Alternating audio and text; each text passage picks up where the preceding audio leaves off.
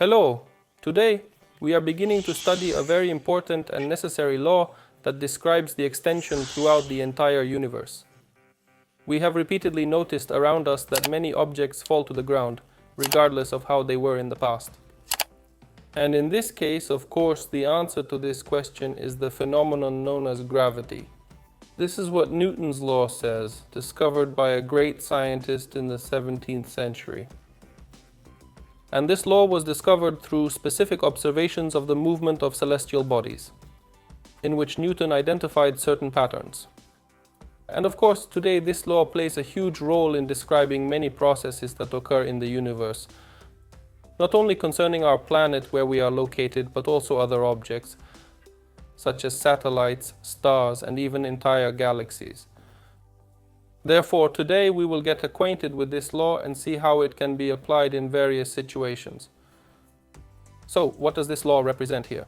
If we take a look at different situations, then the simplest example we can observe is, of course, when two objects, left isolated from other bodies, they will attract each other with a certain force. And as this attraction occurs, we will observe how this force changes, provided we can measure it, of course. In this case, when discussing the forces that arise between two such objects with specific masses, these are the main conditions for these forces to occur. In other words, it is essentially a specific property of mass to create a certain field around itself, which will interact with the field of another object.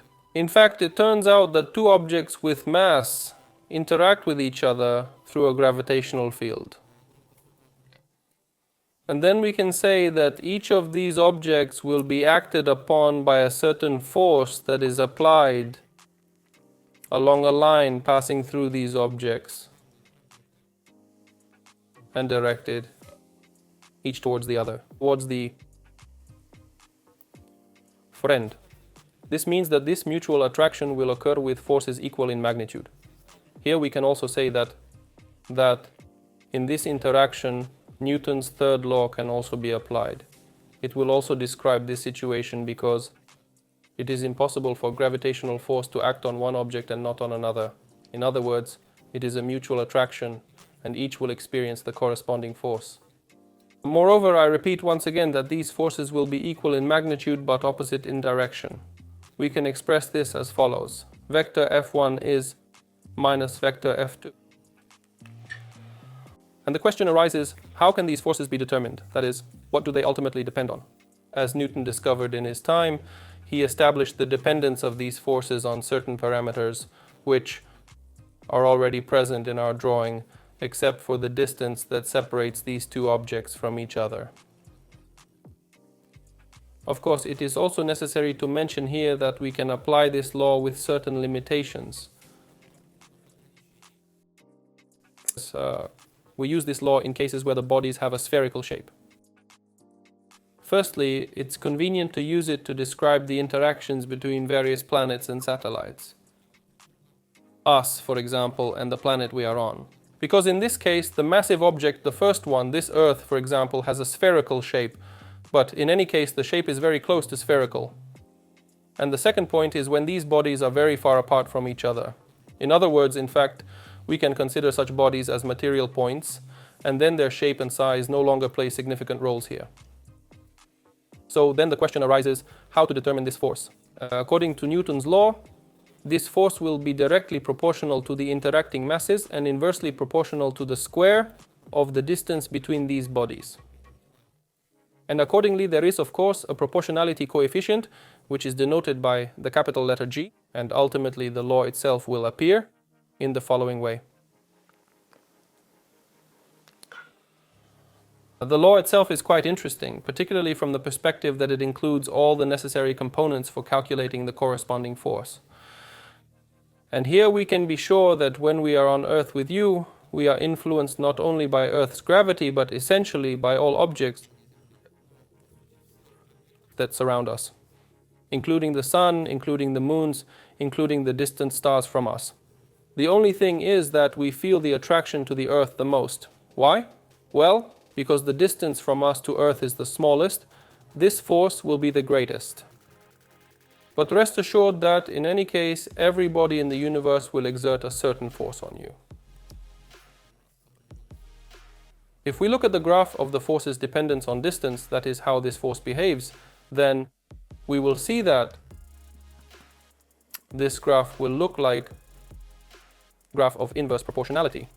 The only thing here is that there's also a square, so it will be intensified by this square. But nevertheless, this dependency will appear as a curve like this. And here we see that this force will tend to zero as the distance increases, but it will not become zero. That is, the distance must be infinitely large for this.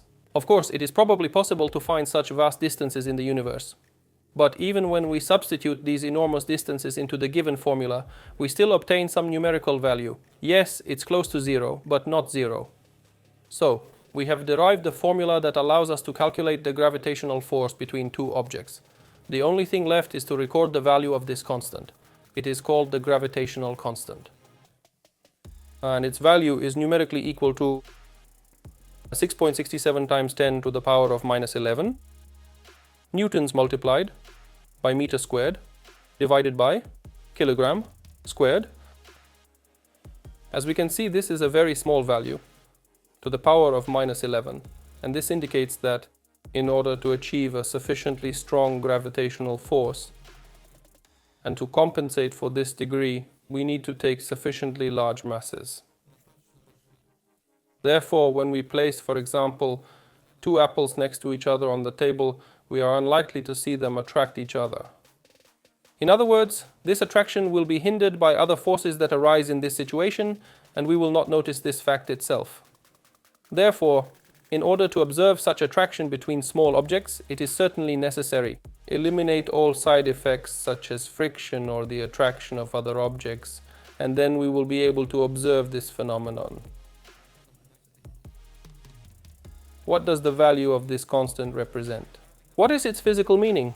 If we look at the dimensionality, we see that it is Newton multiplied by meter squared and divided by kilogram squared. What does this physical quantity tell us? This indicates that this particular magnitude of force will be exerted by the phenomenon of attraction when we place two objects, each with a mass of 1 kilogram next to each other, separated by a distance of 1 meter. And the force with which these bodies will attract each other will accordingly be equal to this value. That is, each of these bodies will attract each other with a force equal in magnitude to this constant. This is F1, this is F2. Therefore, of course, I repeat once again, in order to observe this phenomenon in real life, it is necessary to create certain conditions. But, as we understand, everything around us, including our Earth, came into existence precisely because of this attraction. That is, very small particles formed over a considerable amount of time, such bodies as planets, stars, and generally, we are already talking about some galaxies. Now the next question arises, what to do if? How does one body affect several objects? As we understand, each of us is influenced by many bodies that are around us. How do we now calculate this force? In this case, there is a certain principle that allows us to calculate the attraction of several objects to each other. Let's take as an example a certain object with mass m, and here we have two objects with masses m1 and m2. Let's assume these are two planets and, for example, some kind of spacecraft approaching them. How do you calculate the force with which this planetary system will act on this ship? For this, of course, we need to know information about each interacting pair. In other words, we need to know the distance of this ship from the first planet, the distance of the ship from the second planet, and accordingly we will have two forces acting on this ship from each planet. Let this be F1 and F2. Then, according to the principle of superposition, it is precisely this that describes the action of each object on this ship here. and the resulting force will be the vector sum of these two forces acting on it, this body. Therefore, we must vectorially sum up these two forces and obtain a certain value of force in the form of a vector that will determine the resultant action.